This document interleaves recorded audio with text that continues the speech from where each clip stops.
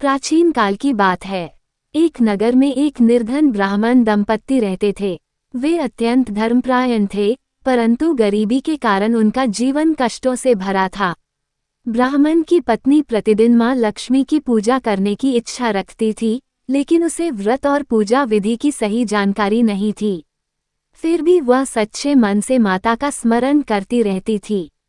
एक दिन शुक्रवार के दिन वह स्त्री नदी से जल भरकर लौट रही थी। रास्ते में उसने एक सुहागिन स्त्री को सफेद वस्त्र पहने, हाथ में कमल लिए देखा। वह स्त्री अत्यंत तेजस्वी और शांत स्वरूप वाली थी।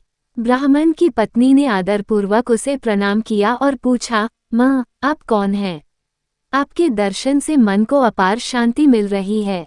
उस स्त्री ने मुस्कुराते हुए कहा, मैं लक्ष्मी हूँ। जो स्त्रियां श्रद्धा और नियम से शुक्रवार का व्रत करती हैं, मैं उनके घर में वास करती हूँ। ये सुनकर ब्राह्मण की पत्नी भाव विभोर हो गई। उसने विनती की, माँ, कृपा करके मुझे भी शुक्रवार व्रत की विधि बता दीजिए, ताकि मेरे घर से दरिद्रता दूर हो जाए। माँ लक्ष्मी ने कहा, शुक्रवार के दिन प्रातः स्नान करके स्वच्छ वस्त्र धारण करो, घर की सफाई करो, लाल या गुलाबी वस्त्र बिछाकर मेरी पूजा करो, खीर या गुड़ चना का भोग लगाओ और दिन भर उपवास रखो।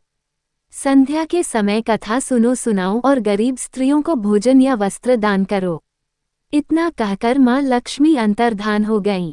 ब्राह्मण की पत्नी ने उसी दिन से पूरे नियम और श्रद्धा के साथ शुक्रवार व्रत करना शुरू कर दिया। वह प्रतिदिन कथा सुनती और दूसरों को भी सुनाती। कुछ ही समय में उसके घर में सुख समृद्धि आने लगी। उसके पति को अच्छा कार्य मिलने लगा, घर में धन धान्य की वृद्धि हुई और मान सम्मान बढ़ने लगा।